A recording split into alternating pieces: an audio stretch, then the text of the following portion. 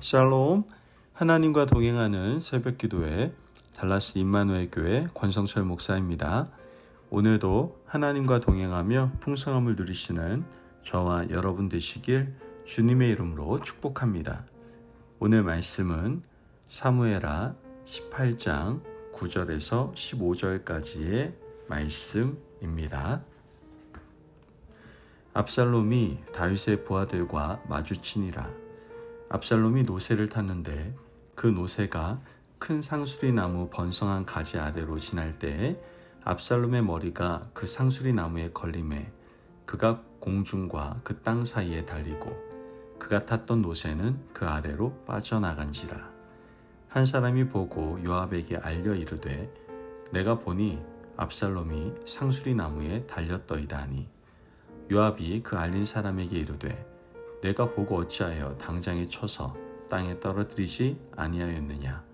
내가 내게 은 10개와 띠 하나를 주었으리라 하는지라.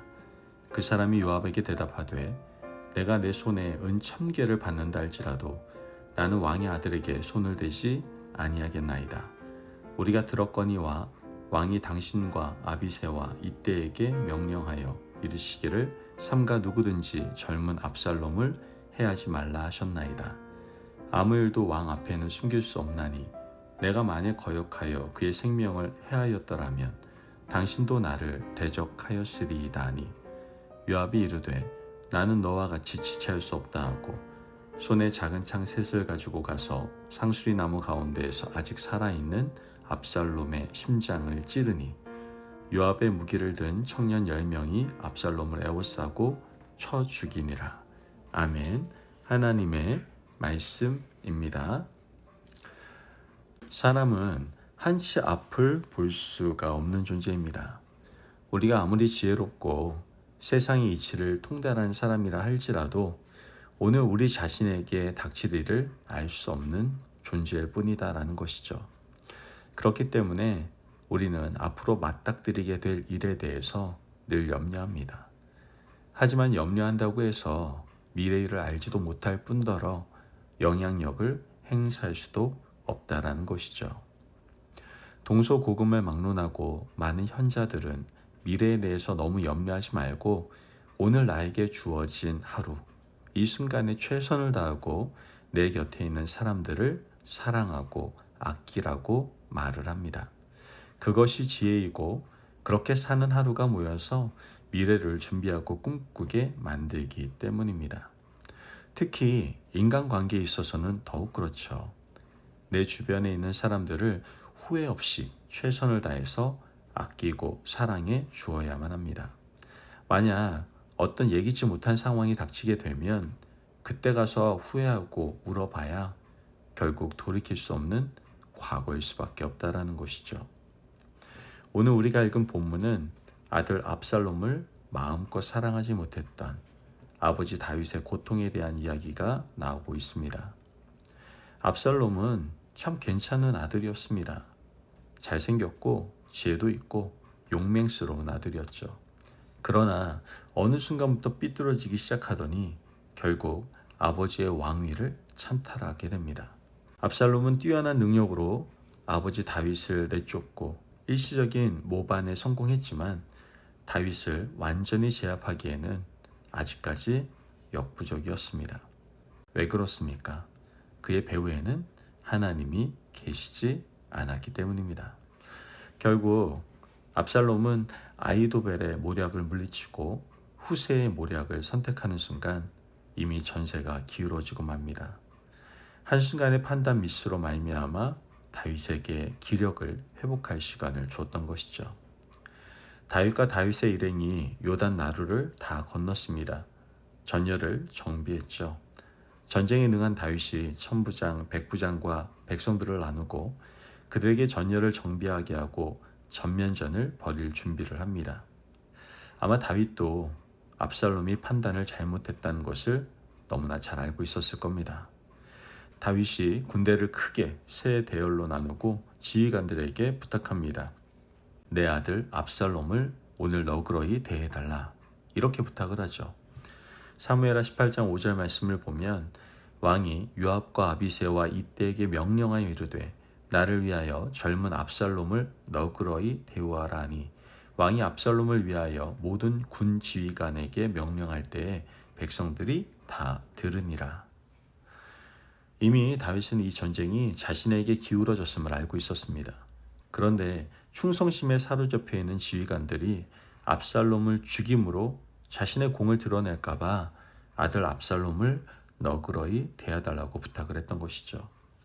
하지만 다른 부하들은 다윗의 명령을 들어도 요압만은 통제하기가 쉽지 않았습니다. 머리가 긴 압살롬이 나무에 걸려서 꼼짝하지 못하고 있을 때 그를 발견한 요압이 압살롬을 죽이게 됩니다. 오늘 본문 14절에 15절 말씀을 보면 요압이 이르되 나는 너와 같이 지체할 수 없다 하고 손에 작은 창 셋을 가지고 가서 상수리 나무 가운데에서 아직 살아있는 압살롬의 심장을 찌르니 요압의 무기를 든 청년 10명이 압살롬을 에워싸고 쳐 죽이니라. 아들 압살롬이 결국 죽었습니다. 왕위를 찬탈한 아들이었지만 압살롬은 다윗에게는 피부치 아들이었습니다. 이 소식을 전해 들은 다윗의 슬픔이 극도에 달하게 되는데요. 사무엘하 18장 33절 말씀을 보면 왕의 마음이 심히 아파 문 위층으로 올라가서 우니라. 그가 올라갈 때에 말하기를 내 아들 압살롬아, 내 아들 압살롬아, 차라리 내가 너를 대신하여 죽었다면 압살롬 내 아들아 하였더라. 우리가 성경을 보면서 이렇게 슬프게 우는 다윗을 우리 본 적이 없습니다. 다윗 일생에 이렇게 비통하고 애통해하는 모습을 우리는 본 적이 없다는 것이죠. 사실 다윗은 이런 비통함을 겪지 않아도 되었습니다. 막을 수 있었다는 것이죠. 하나님이 압살롬과 다윗에게 준 시간의 기회가 9년이나 있었기 때문입니다. 압살롬은 배다른 형제 암논을 자신의 여동생 다말을 범했다는 이유로 죽였습니다. 그를 살해한 이후에 구슬 땅으로 가서 정치적 망명을 3년 동안이나 하게 되죠. 다윗은 3년을 그냥 흘려 보냈습니다. 압살롬을 불러다가 잘못한 일에 대해서 징계를 하고 용서해 주어야 했었는데 압살롬이 구슬 땅에 가서 머무르는 3년을 그냥 보내고 말았다라는 것이죠. 하지만 우여곡절 끝에 압살롬이 예루살렘으로 다시 돌아옵니다. 예루살렘으로 불러놓고 단 한 번만 압살롬의 얼굴을 마주쳤을 뿐 거의 2년 동안 방치하며 만나지 않았습니다. 이 양심을 품은 압살롬은 4년 동안 왕의 궁전 앞에서 송사하기를 위해서 올라오는 모든 이스라엘 백성들의 마음을 훔쳤던 것이죠. 백성들의 손을 잡아주고 그들의 마음을 훔치는 시간이 자그마치 4년이었습니다. 총 합쳐서 9년이에요.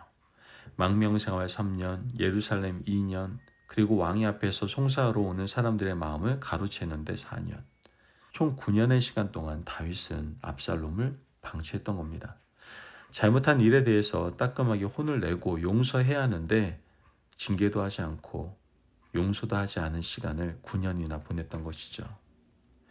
자신의 앞에 있는 자녀를 용서하지 않고 징계하지도 않았던 10년 가까운 세월이 오늘 다윗이 겪는 비통함의 시간을 만들어낸 이유가 되었던 것이죠. 여러분, 오늘 우리 앞에 있는 사람들을 지금 어떻게 대하고 계십니까? 나와 관계가 불편한 사람, 특별히 내 가족, 내 자녀, 내 이웃, 그들과 함께 오늘 하루를 최선을 다해서 좋은 관계 맺으며 살아가시기를 바랍니다.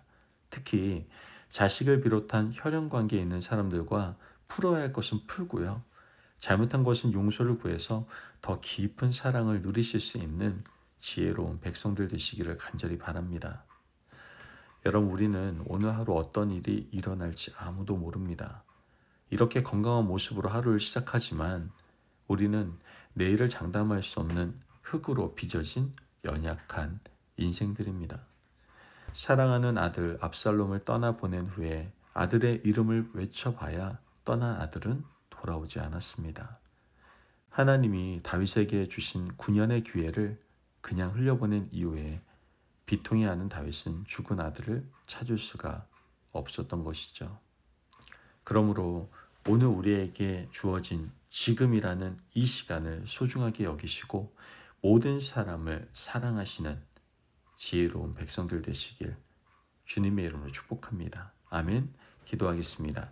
사랑이 많으신 하나님 감사합니다. 오늘도 우리에게 귀한 말씀에 은혜 허락하심을 감사합니다. 하나님, 불편한 감정과 마음을 지금 이 시간에 해소하며 살아갈 수 있는 저희들 될 수 있도록 인도하여 주옵소서. 그럼 말미암아 주어진 모든 관계에서 지금 이 시간에 사랑으로 최선을 다하는 지혜로운 하나님의 자녀 되게 하여 주옵소서. 감사하며 예수님의 이름으로 기도합니다. 아멘. 오늘도 하나님과 동행하며 풍성함을 누리시는 저와 여러분 되시길 주님의 이름으로 축복합니다. 여러분, 하나님께서 주신 관계를 사랑으로 풀어가며 세워가시기를 바랍니다. 언제요? 지금 이 시간에 최선을 다하시기를 바랍니다. 그때 우리는 후회 없는 삶을 살아가게 될 겁니다. 말씀 안에서 승리하십시오.